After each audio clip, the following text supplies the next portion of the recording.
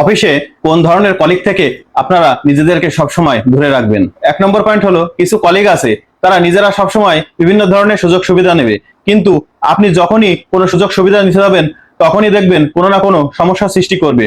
তার যখন ছুটি প্রয়োজন সে ঠিকই কিন্তু ছুটি নেবে, কিন্তু আপনি যখন ছুটি নিতে যাবেন তখন অফিসে বিভিন্ন ধরনের কাজ, বিভিন্ন ধরনের সমস্যা একথা বলে আপনার ঊর্ধ্বতন কর্তৃপক্ষকে কিন্তু কান ভাঙানি দিবে। সেটি যদি স্কুল হয়, আপনি দেখবেন নিয়মিত সেই স্কুলে এসে কিন্তু টিউশনি করাচ্ছে, সে হচ্ছে বিভিন্ন ধরনের ব্যাচ পড়াচ্ছে, তাতে কোনো ধরনের সমস্যা নেই।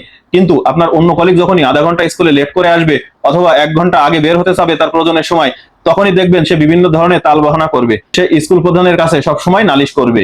সুতরাং এই ধরনের কলিগ থেকে আপনারা নিজেদেরকে সবসময় দূরে রাখার চেষ্টা করবেন। 2 নম্বর পয়েন্ট হলো, এই ধরনের কলিগরা অন্য কলিগের নামে বিভিন্ন জায়গায় দুর্নাম ছড়ায়, আপনার নামে বিভিন্ন ধরনের কথাবার্তা সে অন্য কলিগের কাছে গিয়ে বলবে। পরবর্তী পয়েন্ট হলো, বসের কাছে গিয়ে আপনার নামে দুর্নাম করবে এবং নিজে সে কিন্তু ভালো সাজবে।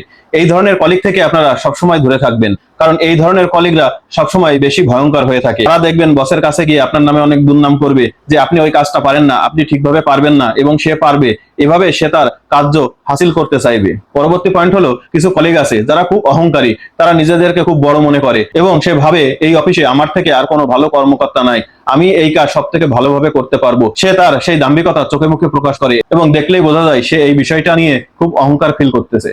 আরেক ধরনের কলিগ আছে যারা দেখবেন আপনার থেকে শুধু টাকা ধার নিবে, কিন্তু সময় মতন আপনার ওই টাকাটি কখনোই পরিশোধ করবে না। সুতরাং যে সমস্ত কলিগকে আপনি একবার টাকা দেওয়ার পরে ধরা খাইছেন, সেই সমস্ত কলিগকে আপনি আর কখনোই টাকা ধার দিবেন না, তাদের থেকে সবসময় 100 হাত দূরে থাকবেন। আরেক টাইপের কলিগ আছে যারা আপনার নিন্দা সবসময় অফিসে করে বেড়াবে।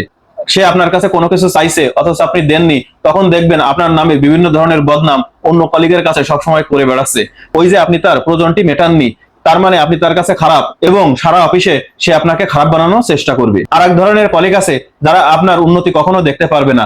আপনি যে একটি ভালো কাজ করতেছেন বা আপনি নতুন কোনো স্কিল শিখতেছেন, সে এই জিনিসটা কখনোই ভালোভাবে নিবে না। সে চাইবে আপনাকে পেছন থেকে আটকে ধরার জন্য। সে আপনার উন্নতি দেখে সবসময় জেলাস ফিল করবে, কিন্তু সে কিন্তু নিজে কিছু করবে না।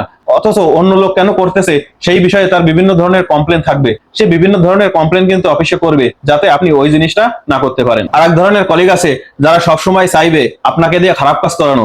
সে নিজে একটি দুর্নীতির সাথে সংযুক্ত, সুতরাং সেও চাইবে আপনিও দুর্নীতির মাঝে আসুন। সে আপনাকে সবসময় ফাঁদে ফেলানোর চেষ্টা করবে, কারণ সে দুর্নীতির মধ্যে ঢুকে গেছে, সে সেখান থেকে আর বের হতে পারছে না। সুতরাং আপনি সৎ থাকলেও সে আপনাকে সবসময় সেখানে টেনে নিয়ে যেতে চাইবে। সুতরাং এই সকল ধরনের কলিগ থেকে আপনারা সবসময় দূরে থাকার চেষ্টা করবেন, তাহলে আপনাদের কর্মময় জীবন সবসময় সফল হবে।